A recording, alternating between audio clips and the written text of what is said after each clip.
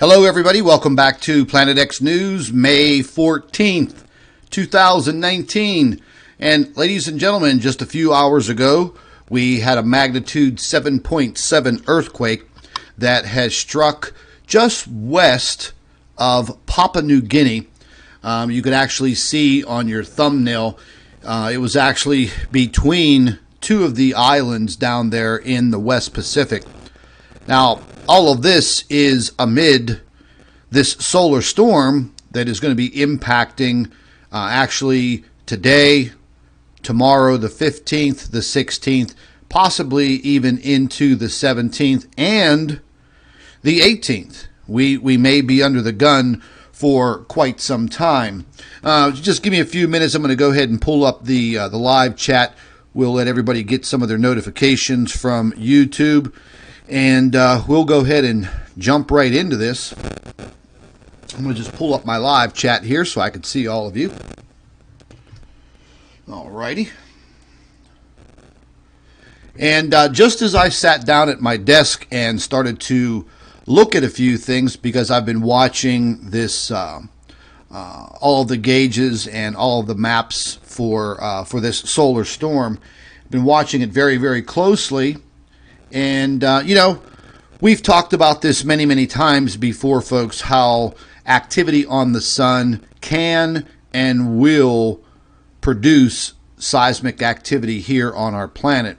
As I've said before, there are some scientists and others that say that that is just absolutely not possible. That cannot happen. But time and time again, we prove them wrong.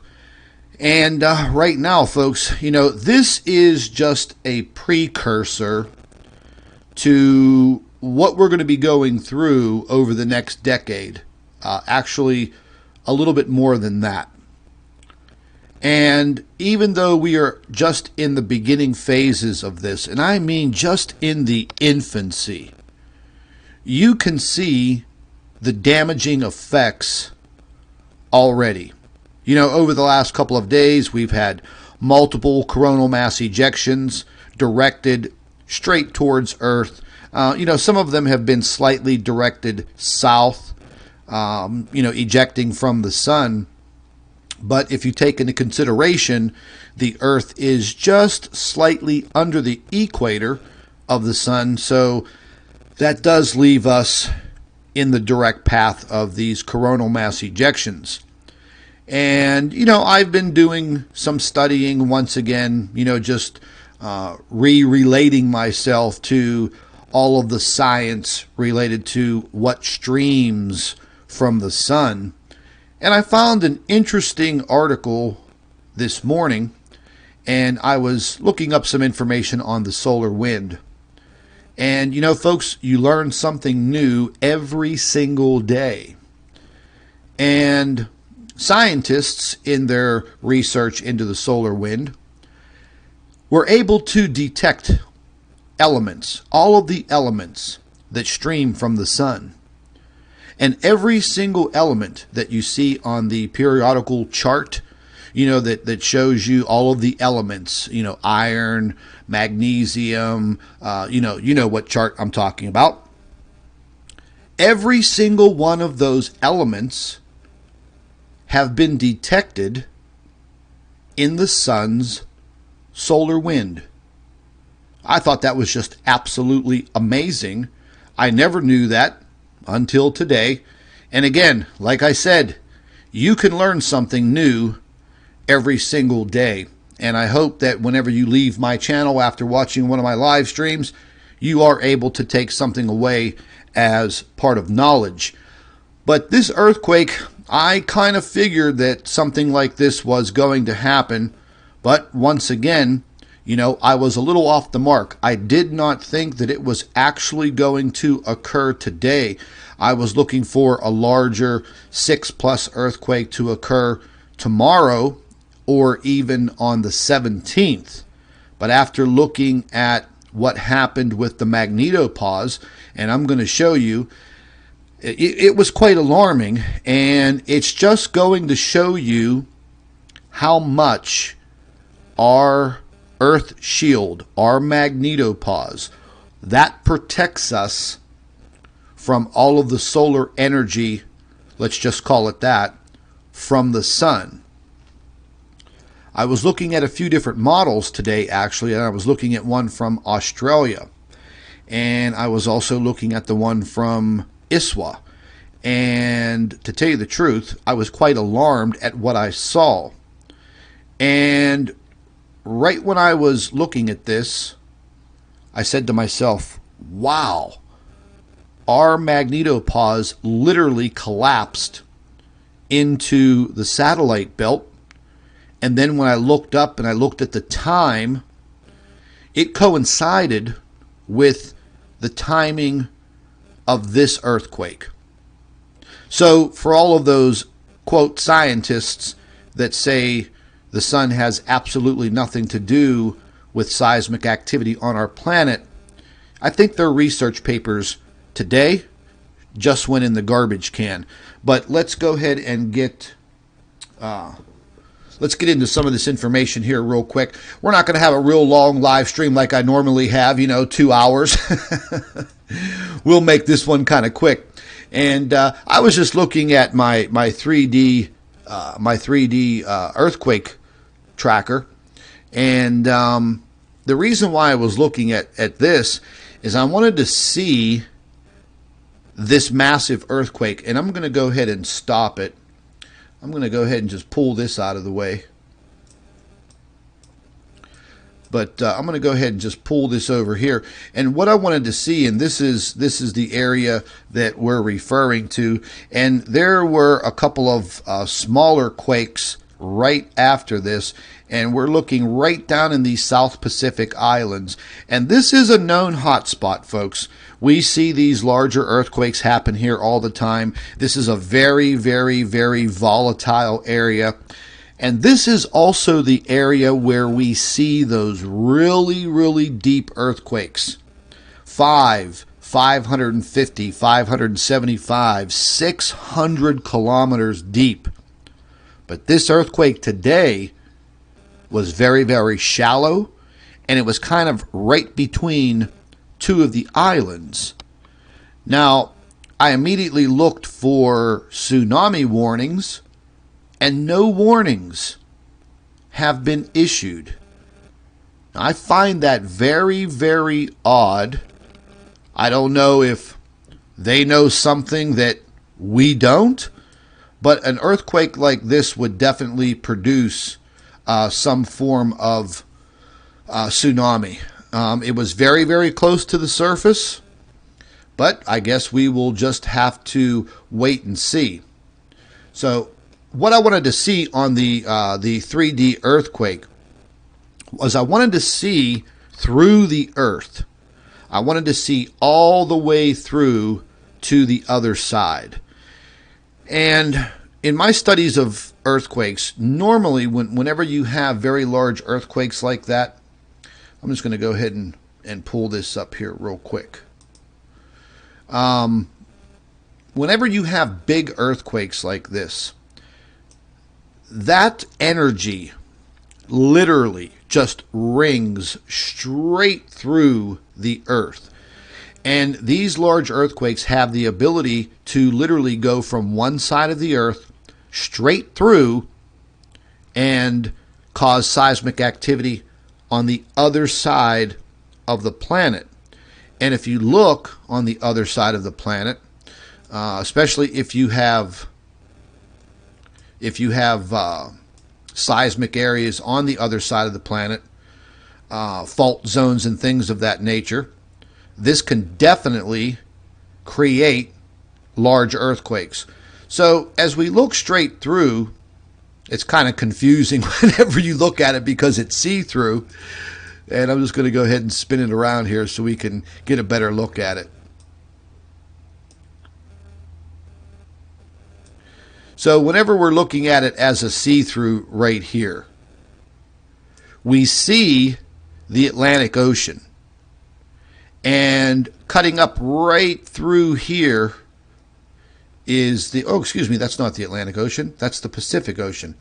On this side, back over here is the Atlantic Ocean. And as you're looking straight through there, you would be looking at the Atlantic Ocean and the Mid-Atlantic Ridge Fault Zone. And that Mid-Atlantic Ridge Fault Zone here, I'll go ahead and turn this back on so I don't get everybody confused. And they'll be saying, wow, Scott doesn't know where the hell he's at on the map. So, yeah, this is the Pacific, but if we're looking straight through the planet, let's go ahead and spin it back over here. This is the area that I was talking about right here. And this is the Mid-Atlantic Ridge Fault.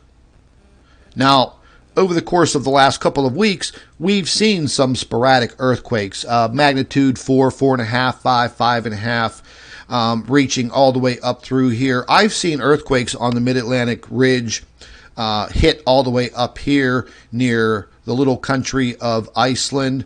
We've seen them directly between us and Spain, the United States and Spain. You normally see them about mid-range here. I've seen them on the equator. I've seen them further down in the Atlantic. But we may see a larger earthquake here. I don't think it would be in this Mid-Atlantic Ridge area. If we do see a larger earthquake, there is a very, very high possibility that that larger earthquake could end up somewhere in the... Well, let me turn this thing off. This is just not agreeing with me here. It's updating. But we may see this earthquake somewhere around here. Once again, this is a very volatile area. We've seen a lot of destructive earthquakes, such as in Haiti. And we could also see some activity along this fault zone. We always see these earthquakes right along this ridge here.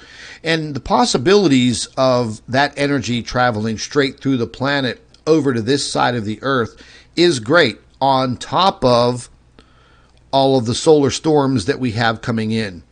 So it's just like one wave after the next. You know, I was up at about 3:30 this morning, and I was watching some of this and gathering some information.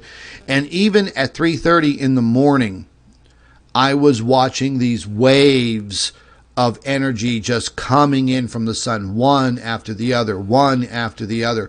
And they're just bombarding our planet. So, you know, again, folks, you don't have to be a rocket scientist to figure this out. If you know a little bit about the dynamics of the sun and the earth, and you can put these two together, and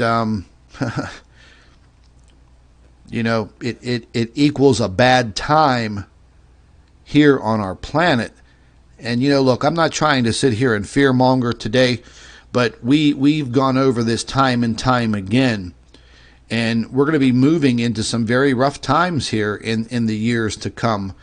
But I have to repeat myself once again and say that I'm very, very surprised at what is happening, because it seems to be accelerating at such a fast rate. I thought that we would gradually go into some of these phases, but each and every time I think that way, something bigger happens unexpectedly. And again, you know, I didn't think that we were going to see a magnitude 7 earthquake today. I thought we would definitely see something in the high 5s, low 6s, even a mid-range 6. But I did not expect a magnitude 7.7. And now that the Earth's core is, you know, kind of upset at this point, the possibilities of another larger earthquake are very, very high. Very high. Listen, folks, a magnitude 7.7, just a few more points, we would have been into the magnitude 8 range. Okay, it's been a long, long time since anything like that has occurred. But let me just say this. In the future, the very, very near future, these magnitude 7 earthquakes are going to become commonplace. Like we see these... Oh, we have an earthquake now. Oh, just a small quake over here in Nevada. But what I was saying is we're going to see these earthquakes, and I'm going to go ahead and jump over here to the earthquake map. And we're going to see these earthquakes like we see these magnitude 4s, 4.5s, 5s, 5.5s. We see them pretty much on a daily basis. And every now and then we'll catch a mid-level 6 or 6.5. And that's kind of like our average now. And I've steadily seen that increase over the last couple of years. So what I'm saying is, as time goes on, these earthquakes that we're used to, these 4s and 5s, are now going to become 7s and 8s. And possibly further into the future, God forbid, magnitude 9s, or even a magnitude 10. I mean, that's the future. I don't have a crystal ball. I wish I did. But we're going to take a quick look at this area. Now, they had 2 earthquakes listed here. USGS listed a 7.5 and a 7.7. I was actually looking at the data that came in from the seismic stations in this area. And they were all pretty much between this 7.5 and 7.7. Why they have not issued tsunami warnings is beyond me. I just don't know, because this actually occurred right out here in the ocean. I'm going to turn the satellite on here, and I do believe there's an airport somewhere around this area. And again, we can zoom in. You could see an inhabited area here. Can I zoom in anymore? Nope, I can't zoom in anymore. Yep, one more time. Yeah, it looks like there's some houses around here. You can see that was just right off of a long beach area, and right there, any kind of tsunami, it wouldn't really have enough speed to do any kind of damage. But then again, it could wash right over this small little peninsula and wipe out whoever is living there. This area right in here, this bay, there does look like there are some houses in here,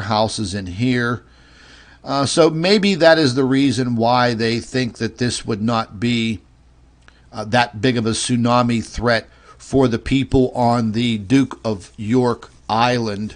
However, the folks that live over here on this other island, well, that may be a little bit of a different story, and the folks that live over here on this tip. So we'll see over the next couple of hours. I've been monitoring the buoys. I haven't seen much occur, but you could already see that earthquake activity is picking up. Just in the last few minutes, we've had small earthquakes here, Hawaii.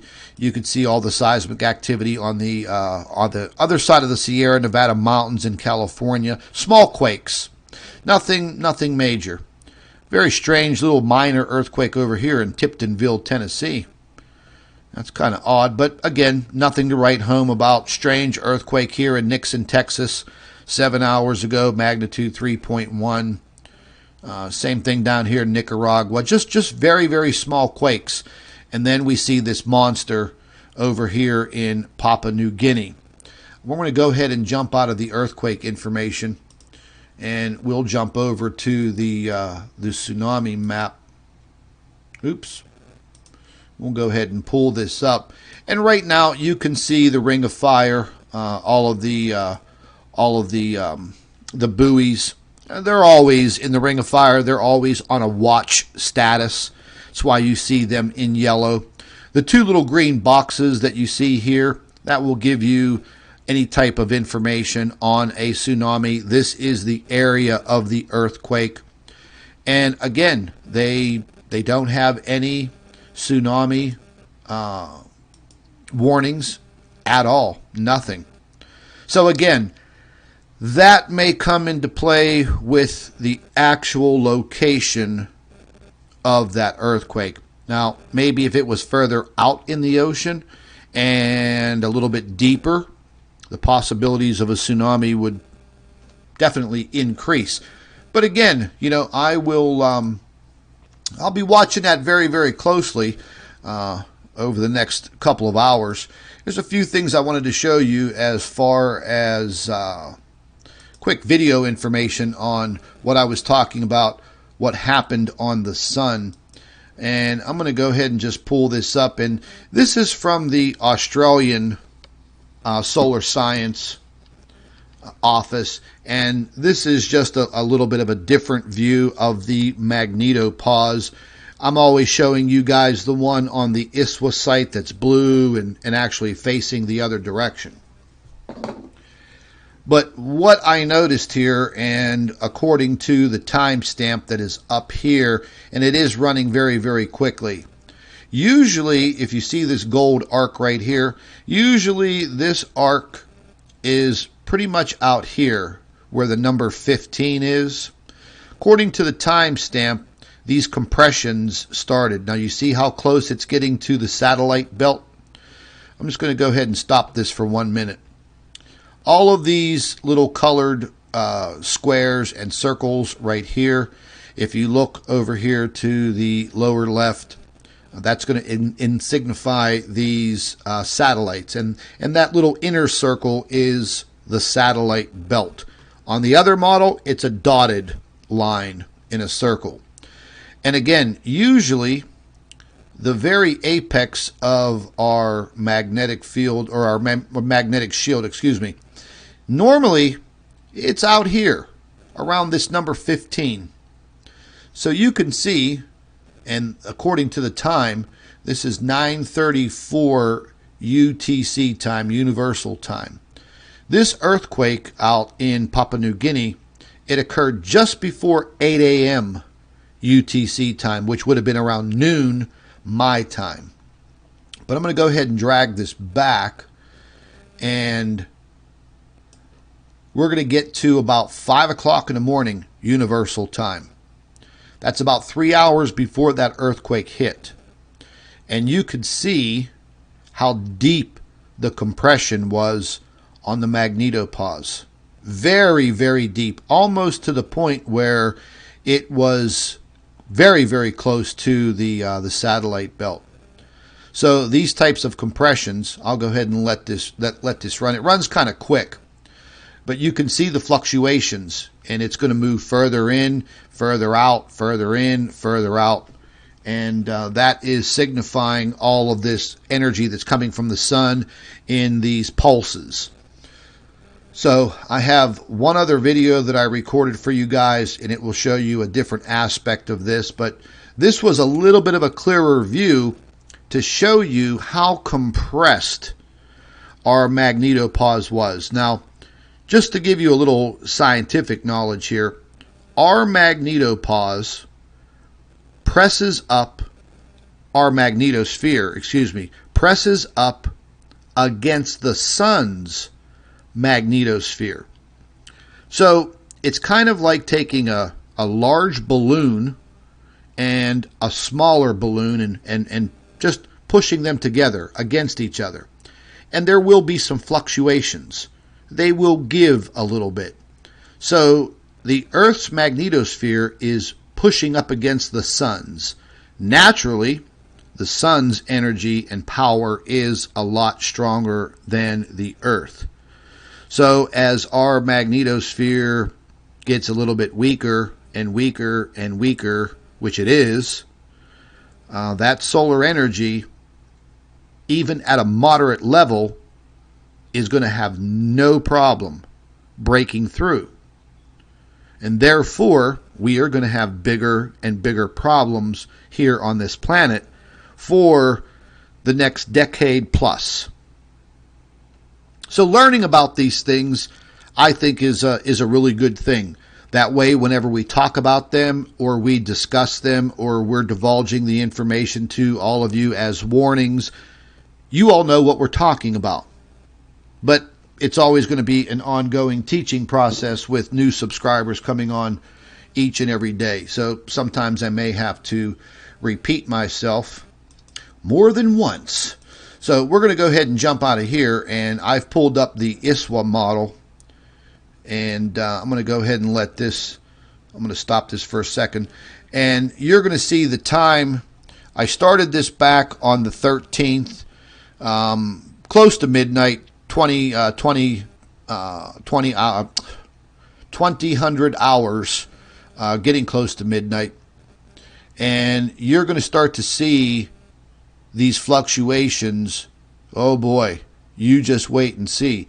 And then it's kind of hard to watch. I'm used to it though, but I could actually watch the fluctuations in the Magnetopause, and I could watch the time at the same time. So what we're looking at are fluctuations approximately at 6 a.m. in the morning, about 2 hours before that big earthquake. So if you kind of watch this area and watch this area, you are going to see some contortions that are quite alarming. And you're also going to see that Magnetopause sink very, very far inward near that round dotted white line, just like you see right there.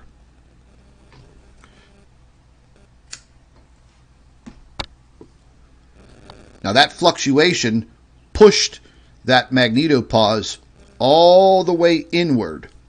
And on the other model to the right, you're looking at the magnetosphere model. And if you just follow my cursor over here, all of this area right in front of us, normally this would be a kind of a light yellow or a green color, which would just be kind of normal. As you can see, it's very elevated on the color code here to the right. You can see pulse after pulse after pulse after pulse coming in. And this is related to all of the heavily charged particles, electrons, protons, everything the sun is throwing out is coming directly towards us. The solar wind speed hasn't been that fast. There were some small fluctuations in it, but again, it's been relatively, I don't want to use the word slow, but it's been relatively moderate. I've seen solar wind speeds in excess of 2.5 million miles per hour, and that solar wind gets here a lot faster. These coronal mass ejections I'm going to show you on the tracker. Boy, I'll tell you, the Earth's getting jammed up pretty good here, all in just 1 week. So my point is, folks, if we're seeing all of this right now, and we're only in the beginning stages of this solar minimum and the interaction of planet X, the sun, and this solar minimum, wow. We are in for one hell of a roller coaster ride over the next decade. There's no doubt in my mind. We're going to have so much to talk about, but the bottom line is none of it's going to be good news. Really, it's not.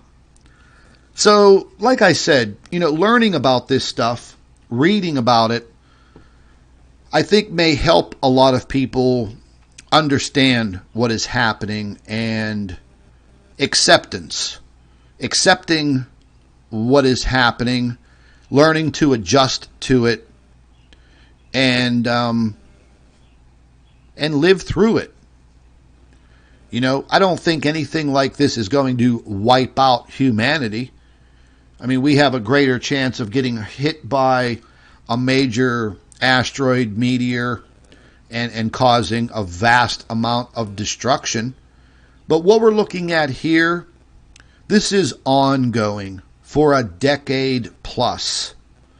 It's already 2019. So you add 10 years to this. We're looking at the year 2030, 2031, possibly even a little further out than that. That's a long time, folks. You know, I'm 51 years old now. By the time this is all over and done with, I'll be 60. That's a long time. And we're already seeing the crazy effects, the wild, wild weather. I was watching more of these hailstorms coming down in different states and different parts of the world. I have to say, I've just never seen anything like this in all of my days of being a weather watcher and a sky watcher. You know, every now and then, maybe once in a blue moon, you see a hailstorm with baseball size hail. But now you're seeing it every single day in some parts of the world. Just imagine what it's going to be like in a few years from now, or halfway through this solar minimum. And as this stellar core object, these Planet X objects that nobody wants to admit that they're there, even though we have the best observational evidence ever seen in the public's eye, people just don't want to admit that they're there. You know, like I said before, it's almost as bad as admitting that there is alien life, extraterrestrial life out there. And they've been interacting with the human species for God knows how long. You know, I just think they treat humanity like we're a bunch of babies and we can't accept things. We can accept them and we can adapt to whatever is thrown at us. I believe mankind is pretty damn tough. We've survived this long, haven't we? Just knowing that there's another planetary object out there in our solar system that's made its way in and now it's part of our solar system. Okay. Maybe for some people that'll be a hard pill to swallow. But we'll get over it. And we'll understand what's happening with our planet. And maybe we can make some adjustments to this so-called, quote, climate change. You know, I watched another video that was sent to me today. And I always follow the European Space Agency. And they make some pretty good documentary type videos. And they're free to download from their website. And just recently, they did a 5-minute documentary on an asteroid impact in 2028. It was almost like a movie in the movie theater. And also another short video documentary on climate change. And the scientist just outright lied, facing to the camera, and said that man did this. Man is responsible for this climate change. And we already know that that's impossible. So sometimes, you know, with the information that these politicians and these space agencies are putting out when it comes to this climate change, I believe that, you know, when they look in the camera and they blame man for the climate change, they are outright liars. Just outright liars. Now, I've made a lot of information and those videos and much, much more available on our private network. If you guys are not members, join up. The link is in the description box under all of our videos. See, a lot of this stuff, I can't put it on YouTube. I can't even put it on Facebook. The next thing you know, they'll be after me more than they already are now. And sooner or later, you know, YouTube's going to get a bug up their ass, and they're going to start purging channels again that they quote are conspiracy channels. You know what's a conspiracy, folks? Watching the daily news, watching the politics around the world. That is a damn conspiracy. Every single bit of it. We're going to go ahead and jump out of here. And I'm going to just give you a quick look at the sun. And we're gonna just see, you're going to see one of these coronal mass ejections right here. It's going to open up and pop a hole right in the sun's atmosphere, and this will go ahead and replay. These two sunspots, 2740, 2741, they're pretty well petered out, and they're fading away. They may regenerate once they get to the right side of the sun and they start passing around the corner to the backside.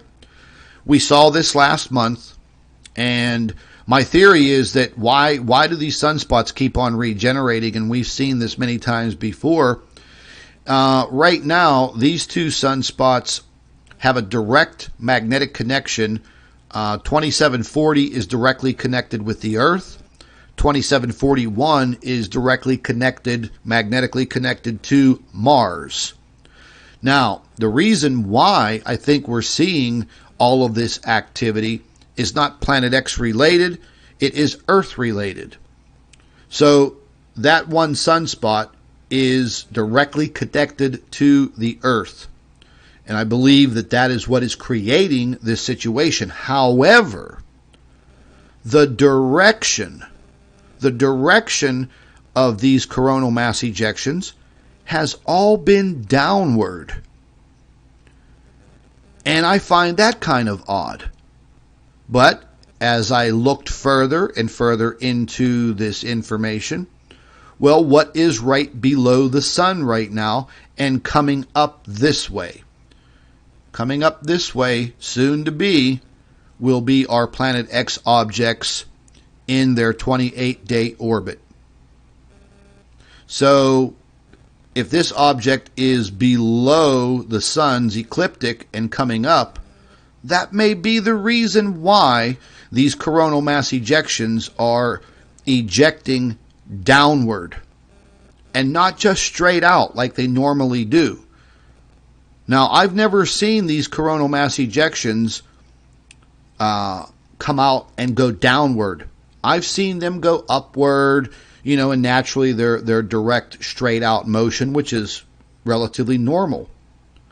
But just this last week, I've noticed, watching some of the coronagraphs and these coronal mass ejections, pointing directly downward. And what is down there? We know what's down there. It's on its way back up. When these objects, these Planet X objects as we call them, as they start to come back up on the right side of the sun, they're going to be making their way once again upward and around the back side of the sun. What's going to be heading back around there? These two sunspots. So let's see, over the course of the next 7 days, let's see if these sunspots once again start to regenerate. Now remember, 3 weeks ago, these sunspots were 2738, 2739.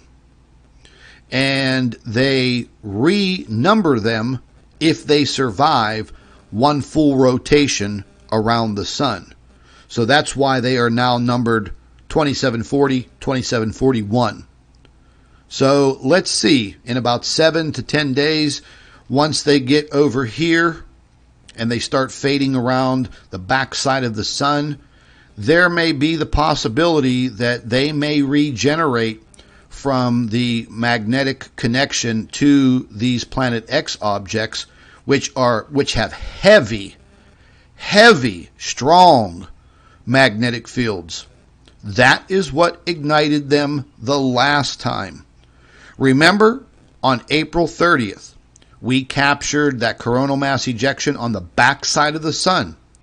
And what did we capture in that coronal mass ejection on the backside of the sun, coming from sunspot 2738, which is now 2740?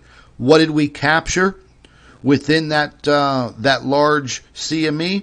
Oh, okay. You don't remember, you say. Okay, well here, let me remind you. Where is that picture?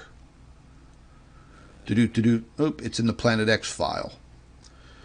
Let me remind you what we captured on that day, on April 30th. Just give this this file some time to load. It's got a tremendous amount of data in it. Even though I got a damn supercomputer here, I got so much in here. Come on, let's go, baby. Okay, this was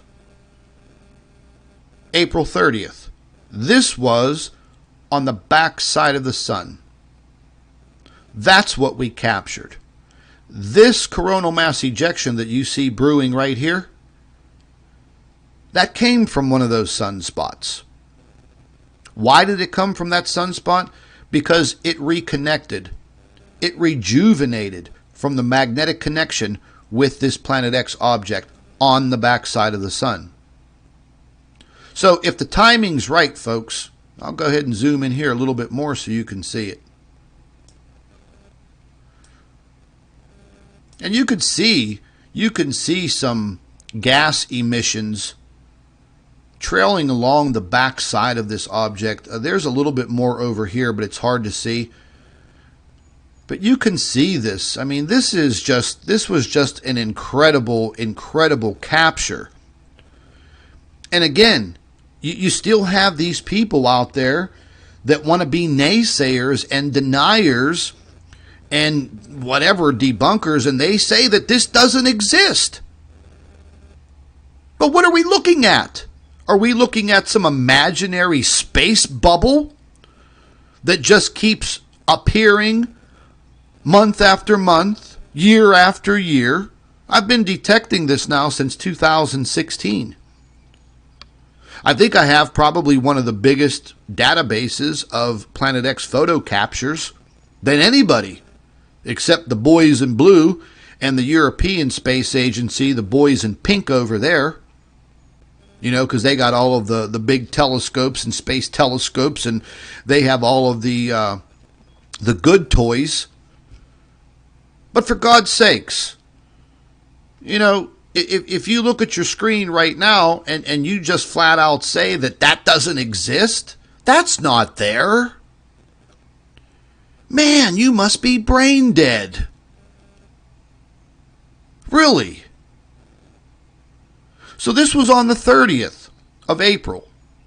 And that was when those sunspots faded away to the backside of the sun. And during this object's orbit, and I've explained all of that to you folks before, and I'm going to go ahead and show it to you one more time. Just go ahead and let me pull it up here.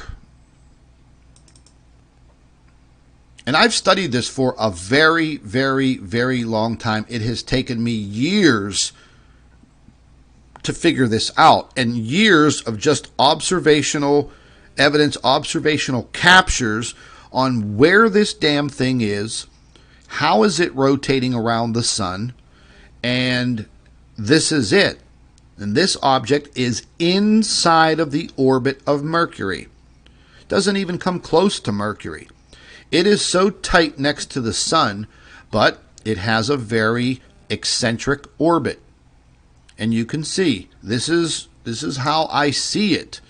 And, well, you know, it's not only how I see it, folks. It's how the evidence is showing it. All of it. From the coronal mass ejections to the sunspots to our actual observational captures that we've made over the years, this is how I am proving it. And people still ask me, oh, Scott, well, what about Nibiru's 3,600-year orbit? Oh, my God, and it just makes me want to pull my freaking hair out. Because how many times have I explained that Nibiru is nothing more than a mythological story? We have no evidence, none, zero, of Nibiru. Folks, concentrate on what is actually happening right now, today, and for our very, very near future. Forget about fairy tales. Forget about lens flares and things in the clouds for right now. We're moving into a very, very serious and somewhat dangerous time for every human being and every living creature on this planet. You could easily become a statistic in a flash. We're already seeing flooding all around the world. Flooding. Not just a few inches of water, a lot of water. They're already predicting ocean levels are going to be rising. That was some of the information that I was actually studying today, and it was quite alarming. It was actually scary. You know? But getting back to this orbit, so I can explain this to everybody again. I had a few people say, oh, well, come on, Scott. How can that object zip around the sun in 28 days? And then I think to myself, my God, these people obviously did not pay attention in Earth Space Science class in 9th grade. Maybe they're not just up on, the orbits of planets. But that's why you see right here, folks, this is why I put Mercury's orbit in here. Mercury's orbit is slightly inclined also. Mercury orbits our sun every 88 days. Okay, this Planet X object, well, now we know that there are actually 3 of them very tightly close together. That object orbits every 28 days. So there's only a 60-day difference. But look at the differences in their orbits. So if something is closer to the sun in an orbit, it's going to have a shorter orbit. If something's further away from the sun, it's going to have a longer orbit. And we're only talking about 60 days. That's it. In space-time, that's nothing. That's like a blink of an eye. So this object literally dips down below the sun's ecliptic, the middle point, the sun's equator. As it goes down here, that's when things get quiet. We have about 2 weeks during the month when things are relatively quiet. Earthquake activity is at a lull. We have no sightings of this object on any of the satellites and of the space telescopes. Relatively low activity on the sun. And at that point in time, that's when it has already dipped below the ecliptic. But then, getting towards the middle of the month, the 10th, 11th, 12th, 13th, 14th, 15th, that 5-day period, it's now making its way back up. Now, there may be some fluctuations in this object's orbit, but I doubt it. I think that this thing is in a very tight orbit. It's on a time scale that doesn't change, just like every other planet in our solar system. As it comes up and it reaches the ecliptic on or about the 15th of the month, the 16th and 17th, it is right in line with the sun's equator. At that point in time, over the last couple of years, just last year and the year before, during that time we saw 2 massive X-flares on that right side of the sun during those times of the month. And what was there? Sunspots. So the timing, as the sunspots made their way across the face of the sun, this object was coming up, they regenerated, and bingo, right here is where we got those massive X-flares. 2017, 2018. So again, I'm just not making this stuff up. I've actually done my homework over the years, and it has taken years to put this together. When this object makes its way around the backside of the sun, that's when we see these coronal mass ejections naturally on the backside of the sun. So what do you think is provoking those blasts of energy? This object is locked in with the sun. They have their magnetic battle going on constantly. As this object fades around, I have captured this object in this position, right up here, near the sun, and we've captured it right out here.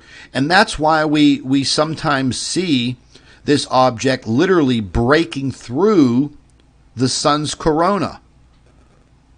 Like you're throwing something through, a line of smoke, and you literally see the disturbance as that object moves through the outer corona of the sun. There's no wind out in space.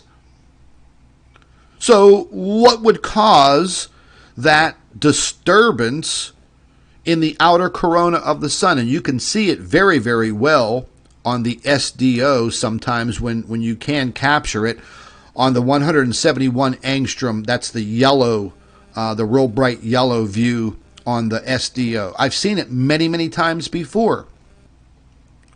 So this is the orbit, folks. Don't let anybody fool you when it comes to this. Once again, I caught a little commercial of Pastor Paul Begley's that was on his YouTube channel. It came across my screen yesterday, and they had their Planet X conference where they had pretty much all these nobodies out there, selling tickets. Now he's got a CD out, but all of the information that they gave everybody was absolutely fake and wrong. All of it. They have absolutely no idea what they are talking about.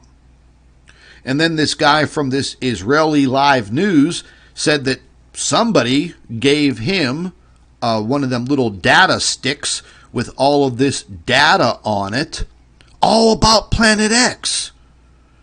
And I watched his video about a month ago, and he was showing some of that data.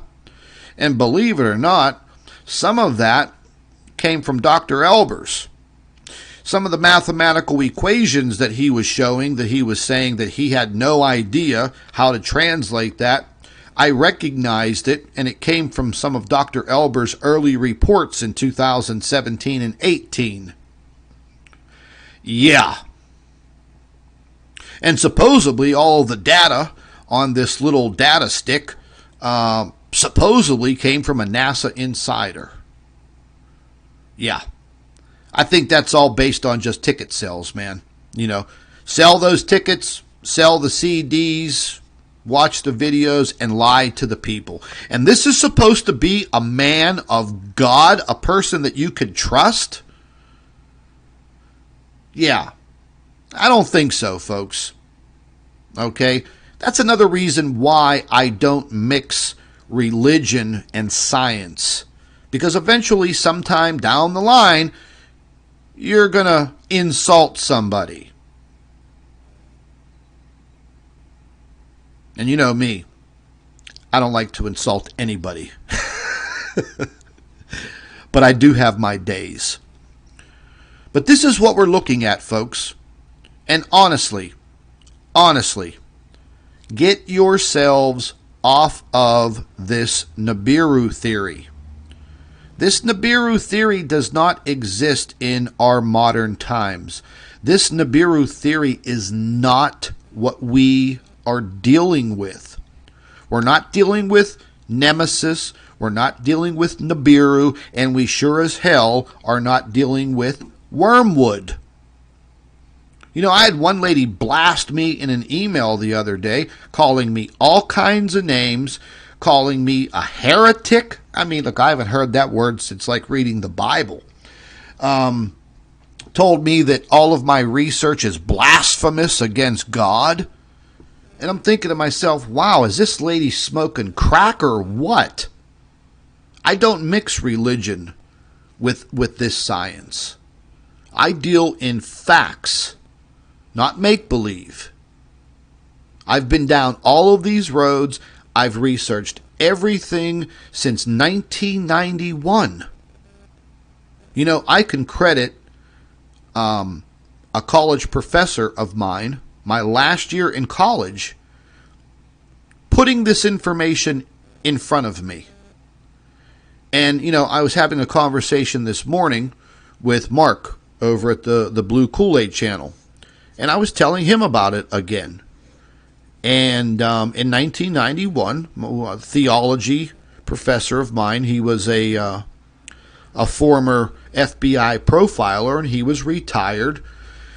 And he was now teaching at the University of Miami.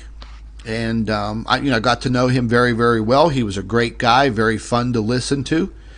And then one day, as I'm walking out of his class, he says to me, "Hey, Scott, can I show you something?"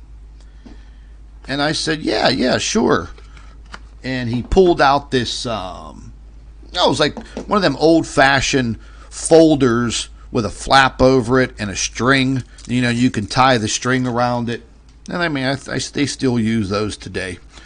But he pulled this raggedy-ass folder and opened it up. And he started pulling out all of these papers. And some of them were newspaper articles. And he said, "Have you ever heard of Planet X?" And he knew that I was a Earth and space science buff. And I said, "No, I've never heard of that before." I said, "Can you make this quick? I gotta go." And he said, "Well, look, when you have some time, come back and I'm going to share something with you." But that piqued my curiosity right there, so I decided to stay. And he opened up that envelope, and he started showing me this information on this so-called Planet X. He already had the newspaper clippings.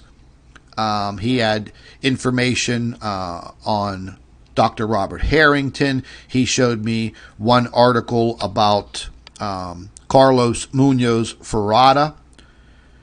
And then he started pulling out different science papers. And then we had many long talks about this for like the next year, my last year in college. And he got me hooked. And from that point on, I wanted to know more. So, you know, we're looking at from 1991 to 2019.